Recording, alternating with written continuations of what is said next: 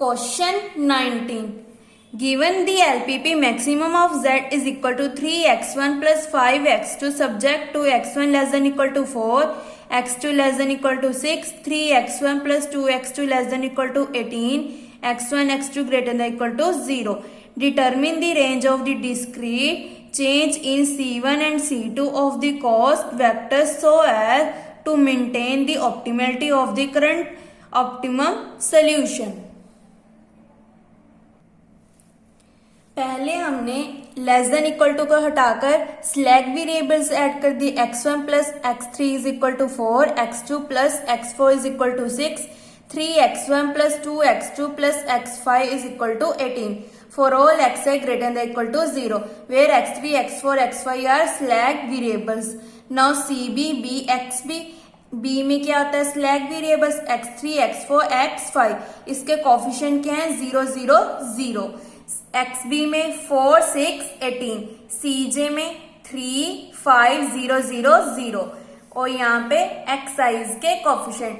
नौ ZJ कैसे find out करते हैं 0 multiply 1 plus 0 multiply 0 plus 0 multiply 3 equal to 0. Delta J is ZJ minus CJ. 0 minus 3 minus 3, 0 minus 5 minus 5, 0 minus 0, 0, 0, 0. Now most negative is minus 5, so x2 enters. xb upon x2 is 4 upon 0 infinity. Then इसको reject कर देंगे. 6 upon 1 6, 18 upon 2 9. So यहाँ पे हमने 1 और यहाँ पे 0 बनाना है और x4 leaves the table. So applying R3 minus 2R1. Then यहाँ पे बन गया 5, यहाँ पे x2 6 0 1 0 1 0. Now delta J में most negative is minus 3, so x1 enters and xb upon x1 equal to 4 upon 1 4, 6 upon 0 infinity, 6 upon 3 2. So 2 is least positive, so x5 leaves the table. यहाँ पे 1 और यहाँ पे 0 बनाना है.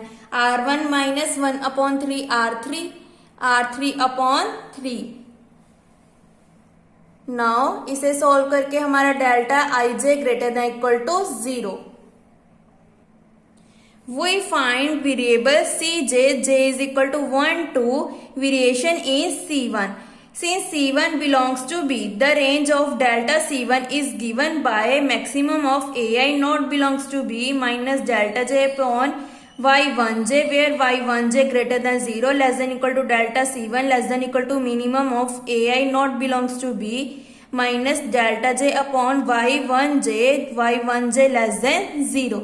ये हमारा फॉर्मूला किसका है रेंज ऑफ डेल्टा C1. यहाँ पे हमने क्या लेना है Y1J greater than 0. Greater than कौन सा है हमारा 1/3, सो 1 अपॉन 1/3 एंड मिनिमम में नेगेटिव लेना है मीन्स की 3 अपॉन माइनस 2/3. और ये वाला नेगेटिव कौन सा है जो हमने फॉर्मूले में यूज किया है. नाउ इसे सॉल्व करके -3 less than equal to delta C1 less than equal to 9/2. Minus के साथ minus cut.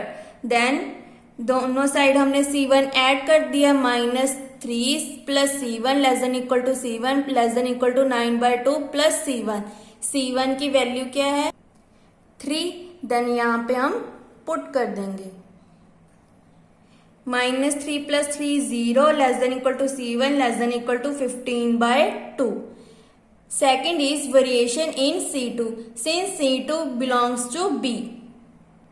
C2 belongs to B का मतलब क्या है जो हमारा x2 है वो इस टेबल में है मीन्स कि जो x1, x2, x3 है वो क्या है हमारे बेसिक वेरिएबल. सो जो C1 एंड C2 है वो belongs to B. The range of delta C2 is given by maximum of minus delta 4 upon y24 comma minus delta 5 upon y25 less than equal to delta C2 less than equal to minimum of AI not belongs to B minus delta J y2j less than 0. हमारे पास जो less than है वो वाली term नहीं है तो less than infinity. ये देखो हमारे पास लेस देन वाली टर्म नहीं है, so all are positive. So यहाँ पे क्या बन गया, less than infinity. Maximum of -3/1 -1/0, -1/0 is infinity. इन दोनों में मैक्सिमम क्या है, -3 less than equal to delta C2 less than infinity, -3 plus C2 less than equal to C2 less than infinity. C2 की वैल्यू कितनी गिवन है, 5, -3 plus 5 is 2 less than equal to C2 less than infinity. C2 की value कैसे check करते हैं, ये हमारी C1, this is a C2 is equal to 5। Hence, variation in C1 0 less than equal to C1 less than equal to 15/2.